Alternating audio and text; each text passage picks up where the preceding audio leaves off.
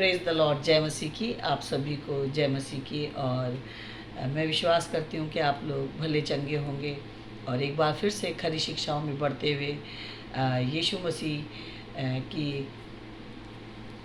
के बारे में हम लोग जानते हुए और परमेश्वर के वचन को सीखते हुए आज हम एक बार फिर से यूहन्ना के पुस्तक को पढ़ेंगे और देखेंगे कि यूहन्ना की सुसमाचार का पुस्तक लिखने का उद्देश्य क्या था। उसका उद्देश्य था यूहन्ना 20 और उसकी 21-31 आयत में लिखा है, परंतु ये इसलिए लिखे गए कि तुम विश्वास करो कि यीशु ही परमेश्वर का पुत्र मसीह है और विश्वास करके उसके नाम से जीवन पाओ। जितने नए विश्वासी जिन्होंने अभी तक यीशु मसीह का सुसमाचार यूहन्ना के द्वारा लिखा गया पुस्तक को अगर नहीं पढ़ा है तो वो पढ़ें, क्योंकि परमेश्वर का वचन कहता है तुम्हारा विश्वास बढ़े और तुम जीवन पाओ, क्योंकि प्रभु यीशु मसीह जीवन देने आए थे।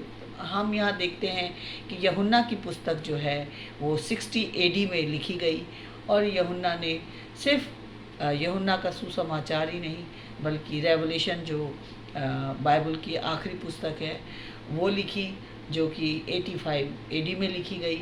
और साथ ही साथ यूहन्ना ने यूहन्ना की पत्री 1, 2 और 3 भी लिखी, जो कि 90 और 95 के AD के अंदर लिखी गई थी। और यहाँ आज हम देखेंगे कि यूहन्ना की पुस्तक से हम क्या सीख सकते हैं और यूहन्ना का जीवन भी कैसा जीवन था हम ये भी देखेंगे, क्योंकि वो भी मेरे और आपकी तरह एक आम इंसान था, लेकिन परमेश्वर का चुना हुआ था, उसे एक कार्य के लिए चुना गया था। जैसे आज मैं आपके सामने वीडियो बना रही हूँ और अपने उन मसीह भाई बहनों के पास भेजती हूँ जो कि अभी विश्वास में कमज़ोर हैं या बाइबल को थोड़ा कम पढ़ते हैं, नहीं जान पाते कि परमेश्वर का वचन हमें क्यों दिया गया है, परमेश्वर का वचन हमें क्या सिखाता है।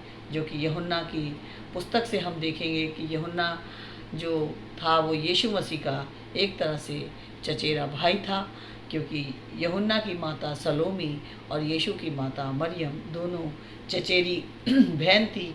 और यीशु और यूहन्ना जो थे एक साथ पले बड़े और एक साथ खेलते होंगे, लेकिन उसका उस दिन विश्वास करना कितना आश्चर्य की बात थी, कितना कठिन भी हुआ होगा जब यूहन्ना के बपतिस्मा दाता जो कि हम देखते हैं वो भी उनके कुटुंबियों में से थे, और जब वो आए पृथ्वी पर और जब वो उस समय प्रचार कर रहे थे तो उन्होंने, यहाँ हम पढ़ते हैं कि यूहन्ना 3 के अंदर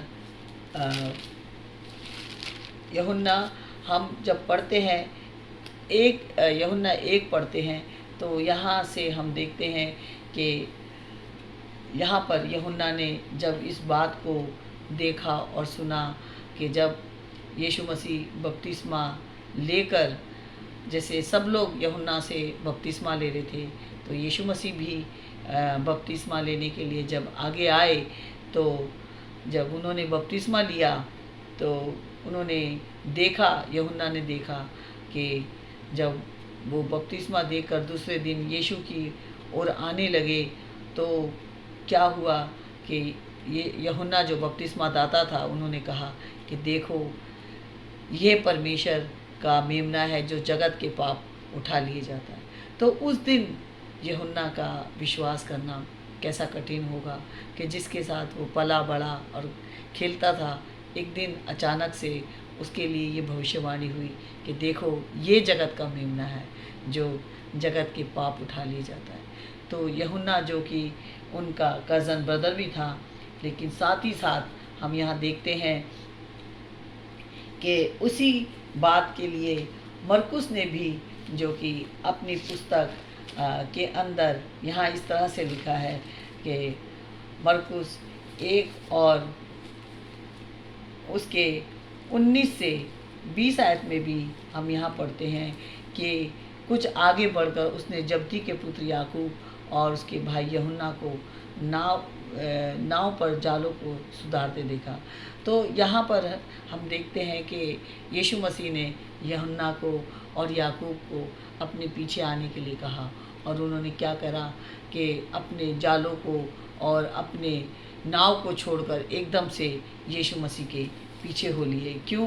क्योंकि उन्होंने ये बात सुनी थी कि देखो ये है जो जगत के पापों को उठा ले जाता है, ये वो मेमना है। क्योंकि यूहन्ना जो थे वो यहूदी थे और उन्होंने भी तोरा पढ़ी होगी, सुनी होगी, और उन्होंने भी अपने पापों के लिए मेमना कुर्बान किया होगा।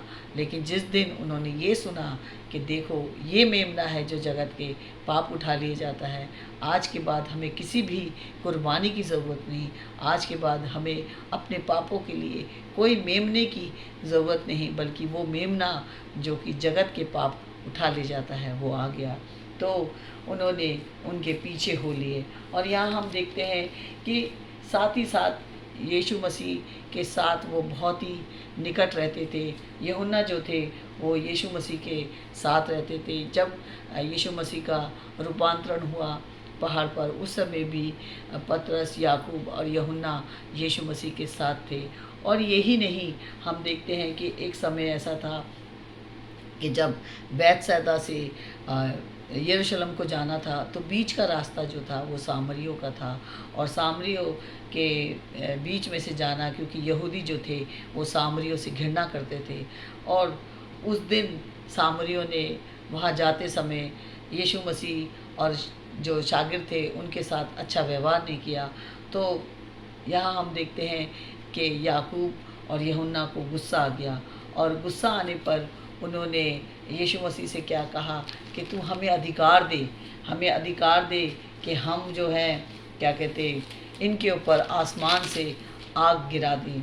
लेकिन यीशु मसीह ने उन्हें कहा कि तुम, उस दिन यीशु मसीह ने यूहन्ना का नाम जो है वो दिया, वो नाम था गर्जन का पुत्र। क्यों? उसके अंदर क्रोध भरा हुआ था। तो यहाँ पर हम देखते हैं कि यूहन्ना को उसने एक नाम दिया और वो नाम था गर्जन का पुत्र। और एक उपमा दी, क्योंकि यीशु मसीह ने देखा कि यूहन्ना के गुस्से को, क्योंकि वो किस तरीके से सामरियों के ऊपर गुस्सा हो रहा था। यही नहीं, हम देखते हैं कि यूहन्ना ने एक और भी यीशु मसीह से रिक्वेस्ट की, अधिकार मांगा और उनसे विनती की। और उसके लिए हम देखते हैं कि मरकुस के पुस्तक के अंदर और उसके 10वें अध्याय के अंदर इस तरह से लिखा है कि यहाँ पर लिखा है कि जब यीशु मसीह से यूहन्ना ने और याकूब ने कहा कि यहाँ पे लिखा है मरकुस 10 और उसकी 35 आयत में लिखा है कि तब जब्दी के पुत्र याकूब और यूहन्ना ने उसके पास आकर कहा, हे गुरु, हम चाहते हैं कि जो कुछ हम तुझसे मांगे तू हमारे लिए करे। वो एक यीशु मसीह से एक ऐसी चीज़ मांग रहे थे। उसने उनसे कहा, तुम क्या चाहते हो कि मैं तुम्हारे लिए करूं? उन्होंने उससे कहा, हमें यह दे कि तेरी महिमा में हम में से एक तेरे दाहिनी और दूसरे तेरे बाईं ओर बैठे। तो यीशु मसीह ने उनसे क्या कहा, तुम नहीं जानते कि तुम क्या मांगते हो?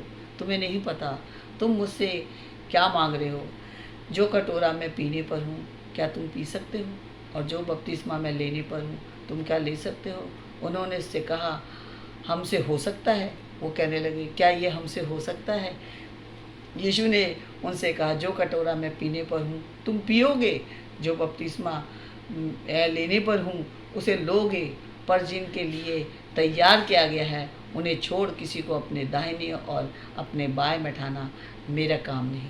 तो यहाँ हम देखते हैं कि यूहन्ना ने यीशु मसीह से एक ऐसी चीज़ भी मांगी जिसका अधिकार यीशु ने कहा मेरे पास नहीं है, मेरे पास सारा अधिकार है। पिता ने मुझे स्वर्ग और पृथ्वी का अधिकार दिया है, लेकिन ये अधिकार नहीं दिया कि मैं तुम्हें अपने दाईं और बाएं बैठाऊं। लेकिन हम यहाँ देखते हैं कि उसके बाद यूहन्ना ने जो यीशु की प्रेम, उनकी कुर्बानी को जाना, समझा, उनकी उस गहराई की बातों को जाना, तो यूहन्ना ने सबसे पहले अपने सुसमाचार में जो लिखा वो ये था कि यूहन्ना ने जब सुसमाचार को लिखा तो उसमें पहले ही आयत में लिखा कि आदि में वचन था, वचन परमेश्वर के साथ था और वचन परमेश्वर था, यही आदि में परमेश्वर के साथ था। यीशु मसीह के बारे में कहा कि जो वचन देहधारी हुआ वो यीशु मसीह है। और जैसे कि शब्दों से परमेश्वर ने ज़मीन और आसमान को बनाया, वो शब्द पृथ्वी पर आया मनुष्य बनकर, ताकि मैं और आप जीवन पाए। इसलिए यूहन्ना का जो सुसमाचार है वो इसी उद्देश्य से लिखा गया कि मनुष्य जीवन पाए। और हम यहाँ देखते हैं कि यीशु मसीह को पुनरुत्थान के बाद सबसे पहले यूहन्ना ने ही विश्वास किया और कहा कि प्रभु यीशु मसीह है। और यहाँ हम देखते हैं कि यूहन्ना और उसके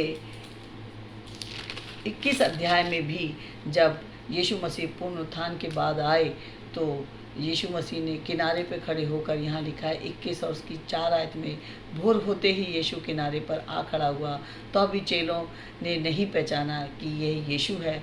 तब यीशु ने उनसे कहा, हे बालकों, क्या तुम्हारे पास कुछ मछलियाँ हैं? क्योंकि यूहन्ना और याकूब और जितने शागिर्द थे वो मछुआरे थे। और यहाँ देखते हैं कि यीशु ने उनसे कहा, हे बालकों, क्या तुम्हारे पास कुछ मछलियाँ हैं? उन्होंने उत्तर दिया, नहीं। उसने उनसे कहा, नाव की दाहिनी ओर जाल डालो तो पाओगे। अतः उन्होंने जाल डाला और अब मछलियों की बहुतायत के कारण उसे खींच ना सके। तब उस चेले ने, जिससे यीशु प्रेम रखता था, वो यीशु मसीह का चेला जो कि यीशु मसीह के साथ साथ रहता था, यूहन्ना ने वहाँ पर यीशु मसीह को पहचान लिया। और वहाँ पर पतरस भी था और उन लोगों ने पहचान लिया।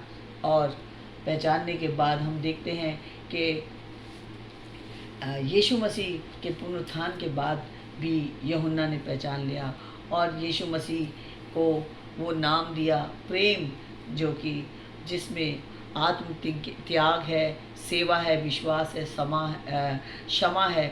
यीशु मसीह ने हमें माफ़ किया, हमें क्षमा किया। और हम यहाँ देखते हैं कि वो आत्मिक मैच्योर भी हुआ।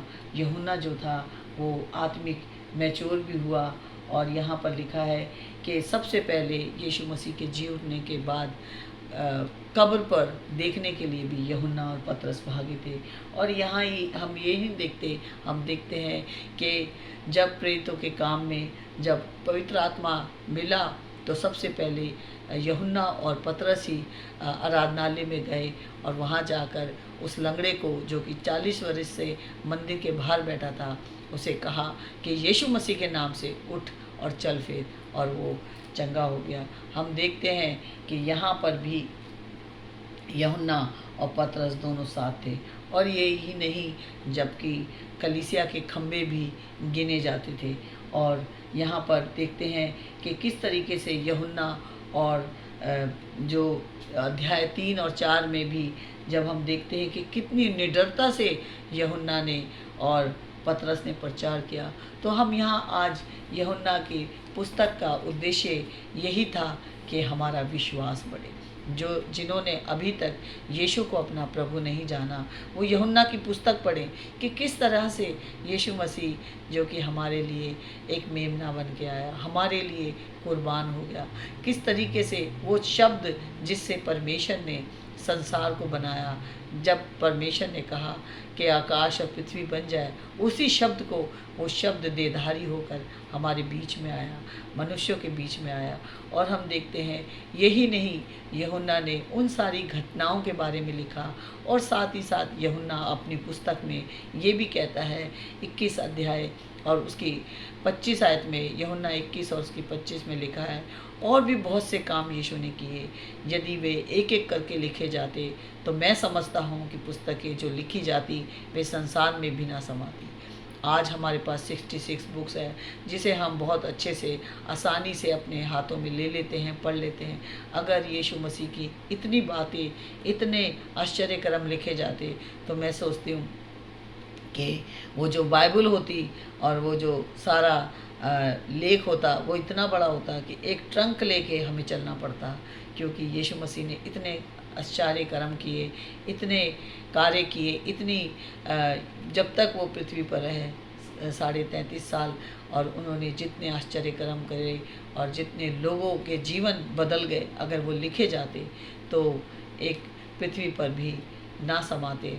और हम देखते हैं कि यूहन्ना की पुस्तक जो अभी नहीं पढ़ता वो पढ़े, ताकि जाने कि सच में परमेश्वर हमसे कितना प्यार करता है और प्रभु यीशु मसीह हमें जीवन देने के लिए आए, वो जीवन जो कि हमेशा का जीवन है, जो मृत्यु के बाद है, और वो जीवन ही हमें यीशु मसीह से मिलाएगा, ताकि जो कोई विश्वास करे वो नाश ना हो बल्कि हमेशा की ज़िंदगी पाए। आप सभी को जय मसीह की, और इस वीडियो को शेयर कीजिएगा अपने उन भाई बहनों में जो अभी तक विश्वास नहीं करते, वो जाने कि यीशु मसीह जीवन बदलने के लिए आए थे। जय मसीह। God bless you.